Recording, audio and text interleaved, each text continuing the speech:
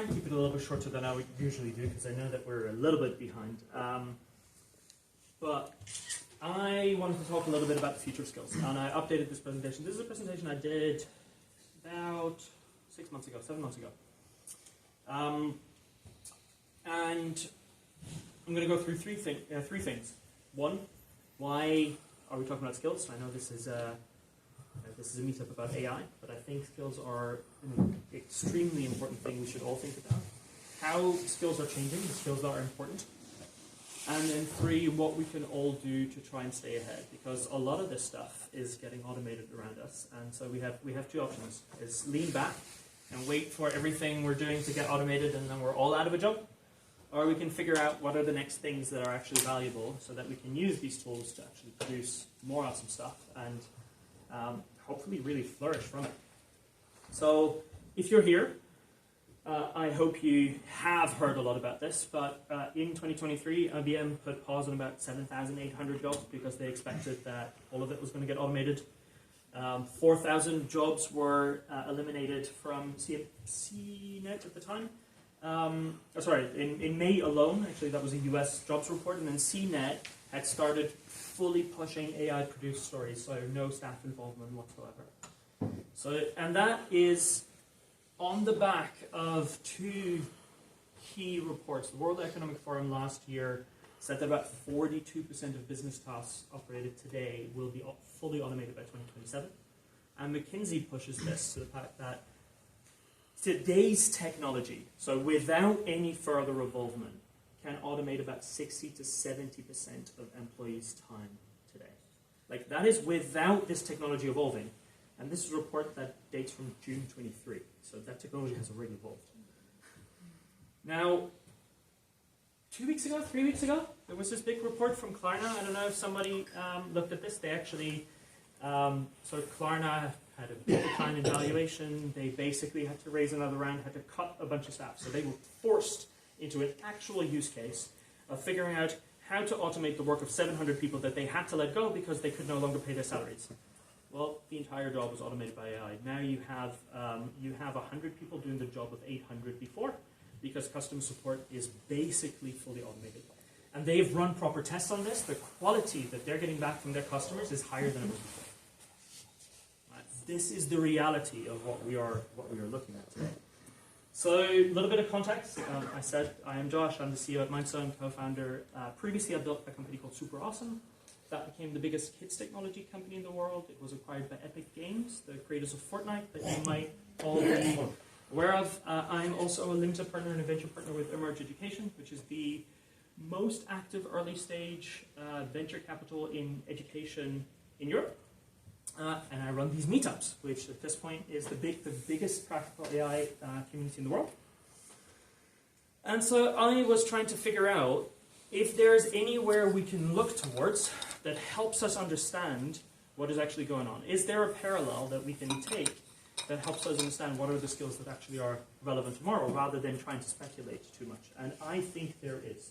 Now, I'm biased because I am a software engineer by background, and so somehow everything comes back to software engineering, but I will try and convince you of this particular fact, which is that when I started with software engineering, and it's actually more than 15 years ago now, it is 25 years ago. Okay, I have not actually done that calculation on stage before. This is frightening. So 25 years ago, or 15 years ago in this case, when you were in software engineering, your ability to code was a differentiator on its own. Right? The fact you knew PHP, you knew Java, you knew C++, whatever the thing was that you were expert at, that alone would get you a job, because very few people knew how to build stuff at the time. And that was, you actually had to go down to the code in order to go and build a lot of stuff. And this is changing very rapidly. Today, Node.js, or NPM in this case, which is one of the more, so Node.js is one of the more popular execution environments around at the moment. NPM is basically a package management system, which is the equivalent of Lego blocks for engineers. So you can take a whole bunch of code that's been written by other people, put it together, and then figure out how you build software. Today, when you're a software engineer, your job is entirely different. It is mostly taking those Lego blocks and figuring out how data goes into one, and figure out what spits out from the first one, put it in, maybe transform it a little bit, put it into a second, and a third, and a fourth, and often you're looking at thousands, if not tens of thousands or hundreds of thousands of these Lego blocks that all together end up building a solution to the problem that you're trying to solve. What I'm saying here is that the job of a software engineer is much less today the actual ability to code. It's still somewhat there, but it is much more putting these Lego bricks together into a solution to the problem that you're trying to solve in the first place. And so the differentiator for a good software engineer is your ability to solve a problem. And I think that is really important because Sam Altman, earlier in the year, said something very similar to this, which is that these systems, and when he talks about these systems, he's talking about large language models in this case, are much better at doing tasks than jobs. Give them an entire job, they're not quite there. They can't quite do that, and there's a whole discussion about will they ever get there from a large language model perspective, will we need other kind of technological changes before AI can actually get there. But what is clear is that right now these large language models are getting better at very specific tasks. And they are giving people tools to do their work faster and at better quality. Now these tools look like this today. This is a non-exhaustive map of the amount of AI tools that have been built in the last few years. And what I'm arguing here is that what is happening with large language models and with AI is similar to what has happened in software engineering before, which is that we are building a whole bunch of Lego blocks that we now, in different industries, have to start putting together into solutions to the problems that we're trying to solve. Just like a software engineer has gone from the ability to code was a differentiator to the ability to put the Lego blocks together and create a solution or build a solution to a problem, so the same is going to happen in a whole bunch of different industries where maybe your ability to write a very fine-tuned contract used to be your differentiator, or your ability to really understand someone's problem from a sales perspective in order to position your product in the right way was your specific skill, or maybe your skill was to adapt your style to the individual that was in front of you. All of those are very specific skills.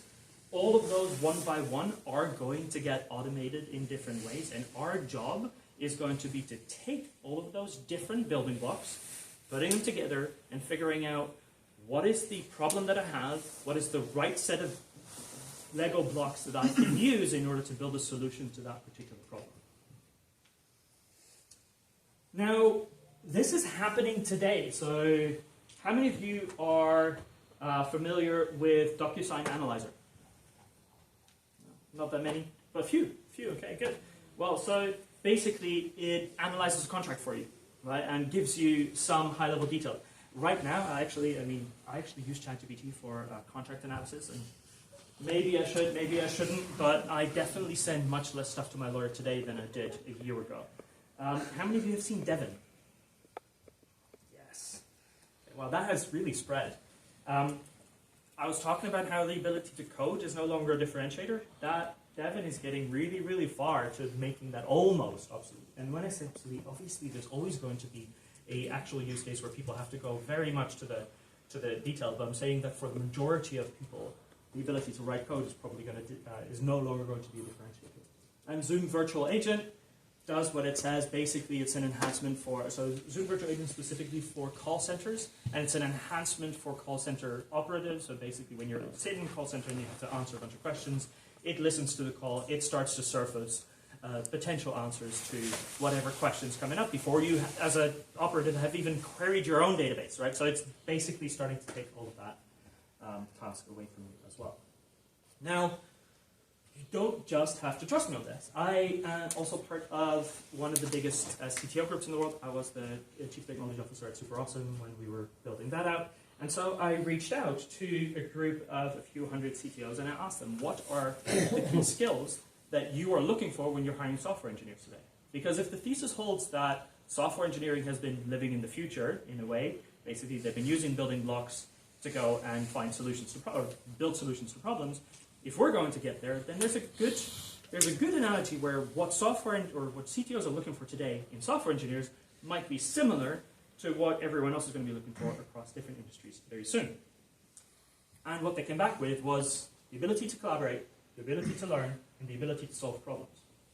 Now you will notice that the ability to code is not part of this top 3, and it was on the list of options that was offered to CTOs that were answering on this. It doesn't come in the top 3. It even didn't come in the top 5, by the way. Yeah, it was. I think it was number 6 on the list. And for those of you that are still not clear about if coding is going to disappear or not, 40% of code on GitHub in May last year, all new code committed to GitHub, 40% of it was entirely AI generated without having been touched.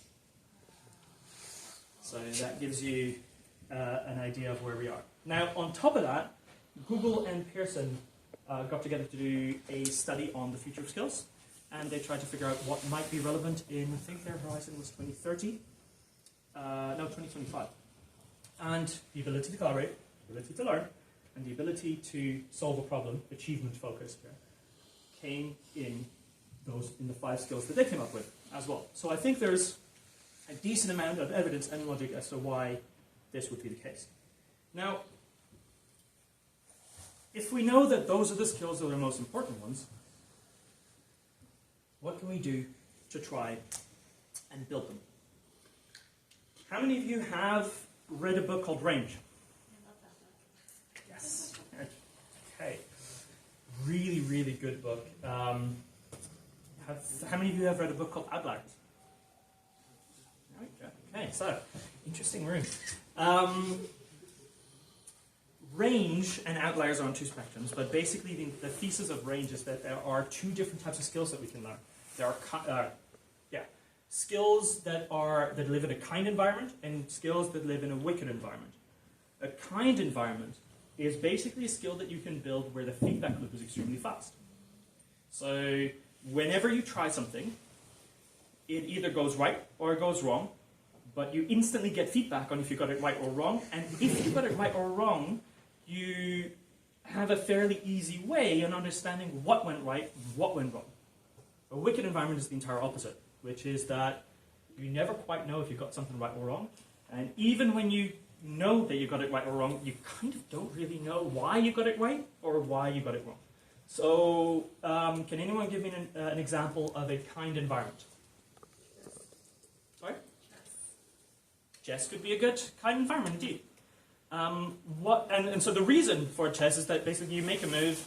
Well, sometimes it takes you a few moves to realize that you were really wrong with this one, but basically you can analyze it very easily and you can understand that move was bad, and there's a whole bunch of rules around why it was, and you have a direct feedback mechanism. The typical example of a kind environment is golf. Right? You hit a ball, it goes left, it goes right, you instantly understand, okay, I did something wrong, and you instantly get to try again, and again, and again, and just until you get it right. What would be an example of a good wicked environment? Venture capital. Yes, that is the example that gets taken a lot.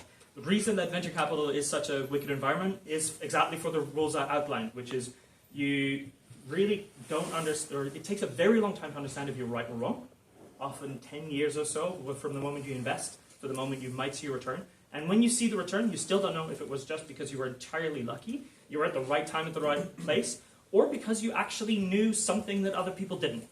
And you don't have a way of figuring that out, which makes it extremely hard to build a skill of venture capitalist.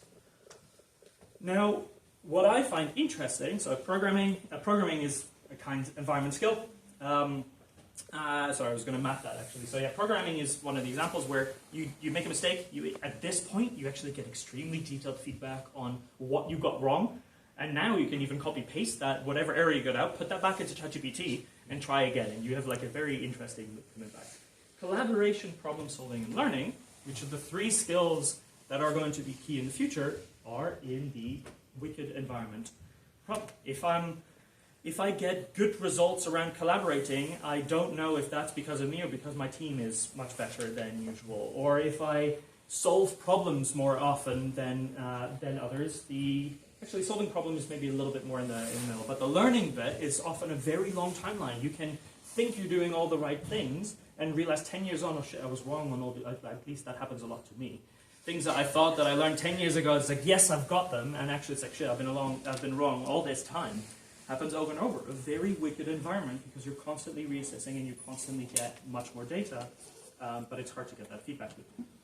Now, this is where I think AI can help a lot, because that feedback loop is about to get shorter for a lot of skills that live in this wicked environment.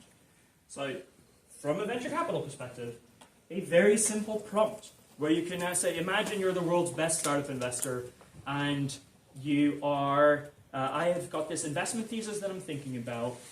Give me, one, the ideas of where my reasoning might be wrong or right, but also give me actual examples of previous investments, previous history or parts of history that have followed a similar trajectory. This will allow me, not in a perfect way, obviously this is not an actual feedback loop, I'm not directly seeing if my investment was right or not, but it gets me a perspective that I would never have had before, which allows you to have a simulated, a virtual feedback loop for so many different skills. Learning is another environment where everything I do now I can put into ChatGPT, I can get a first, a second, a third look that I normally would never have gone out to because very few people have one-on-one tutoring, and so you're able to get to a feedback loop that allows me to hone whatever skill I'm building in a way that makes a wicked environment look more like a kind environment, which means we should all be in a position now to build these wicked environment skills in a way that we were never able to do before, which is where all the value is going to lie. Now, we combine that with what I think is a once-in-a-life tipping point, because at the same time of these skills being different, we are starting to lose confidence in how we are assessing and signaling the value in the skills that have been relevant today.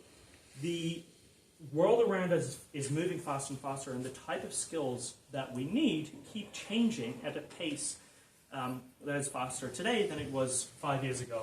The average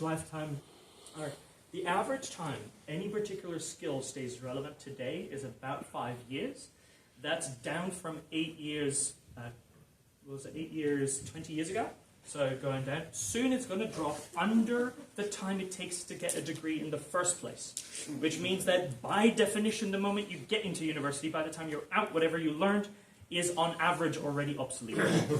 Now, the world of work is realizing this, which is why 76% or so of employers are already using skill-based hiring. They're starting to move away from degrees, and you're starting to see a bigger move towards micro-credentials, which is the idea that, okay, we just need to know if you have this one particular skill so that you can do the job today.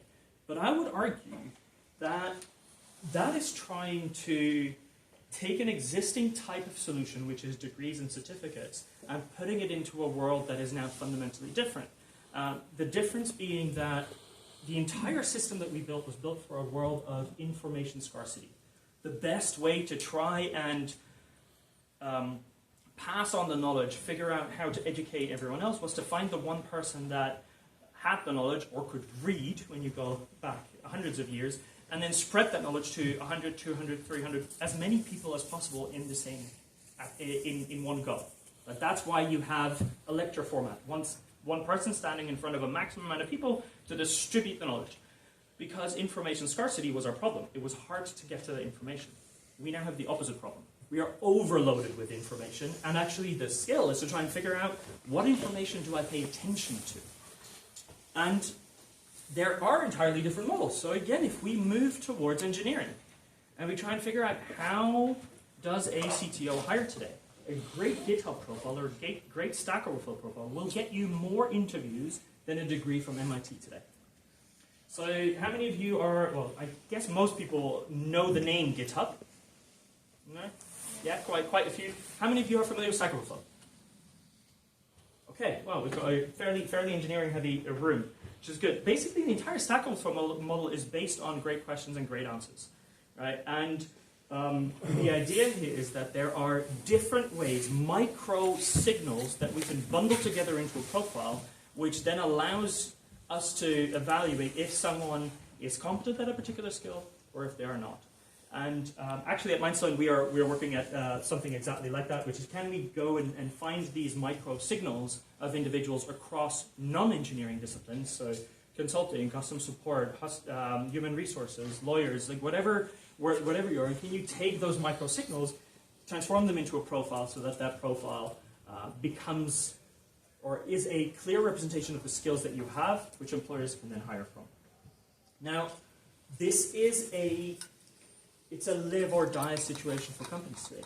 42% of business tasks will be automated by 2027, and 60 to 70% of skills or time spent of employees today is already fully automatable with the technology we have here, which means that the ability for companies to shift the way they hire, to figure out how their employees stay relevant, rather than getting rid of them in different ways, is going to be extremely important as we go to the next step. And as paraphrasing Gibson, the future of skills is already here. It is just unevenly distributed. Engineers have been living in the future all this time, and we can learn a lot from it. So I hope that was useful. I will be here for a whole bunch of questions, but pizza and drinks are downstairs, so we'll have those questions downstairs. And there is one thing that I wanted to finish on, and I hope my internet will actually do this.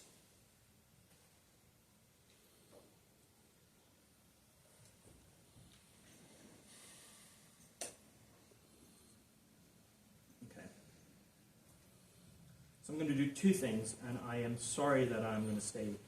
I'm going to still stand between pizza and you.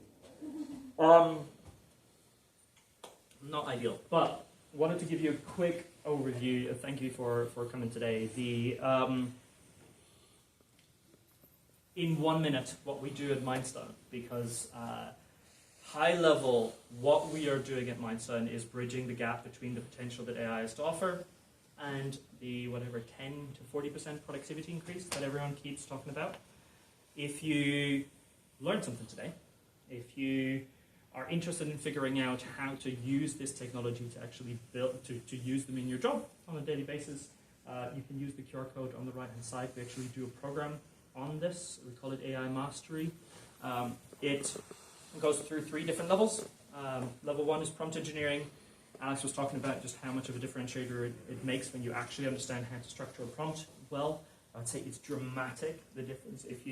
Most of the time when people have played around with large language models and they got a bad response, it was because of prompt engineering. Level 2 is an overview of the ecosystem, understanding what other tools other than ChatGPT are actually out there that you can use on a daily basis that are helping you be more productive or improve the quality of your job or the output that you have. And then third is AI tool chaining or soft workflow automation. And again, going back to what Alex was talking about, Make.com or Zapier, helping people understand how to leverage these tools and how to chain together a few of them in order to automate parts of their workflow. So there's a discount code there. And if you enjoyed today, take a picture, hashtag AI Mastery on LinkedIn. And every month we take one winner who just gets a free seat on the AI Mastery program with us. And on that note, I want to say thanks to CIBC who have left the room. But who have been extremely amazing today in providing us with this venue, and then Next Gen Cloud as well, who are not here today because they're actually in Spain, but they do come to our London meetups quite a lot. They are like GPU on demand. So if you are trying, Nathan is no longer here, but if you're basically building your own models and you are running out of hardware and you just want to spin this up in the cloud, it's actually very hard to get hold of this hardware. They help out with that. And I'm going to have one last thing here. How many of you have seen this ad? 2 people. Yes, this is awesome. Let's see if my internet connection will let it play. This new AI can perform all coding jobs in seconds, including blockchain development. While this AI is already outperforming accounting firms. Meanwhile, the new graphic design AI aims to automate graphic design and to minimize... Relax. Because in future where AI does most of the work, There'll be one thing that humans will finally get to do all day long. Nothing. So it's time to learn the most essential skill of the future. 5-Star presents Nothing University with the first ever diploma program in doing nothing. An intensive course covering the most future-ready skills out there.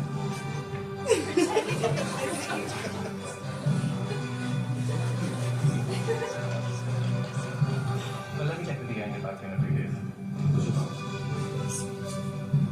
With our state-of-the-art workshops, campus placements, and guest lectures, the world can finally prepare for the glorious future that awaits us. Meet 5-Star. Do nothing. Enroll now. So there you go. Thank you very much for coming here today. Hopefully see you again next month. We'll maybe be here if Ben is happy with that. Otherwise, we'll be back at 25 Relay for those of you that at 25 Broadway at Relay Graduate School of Business. And let's go and have pizza and drinks. Thank you very much.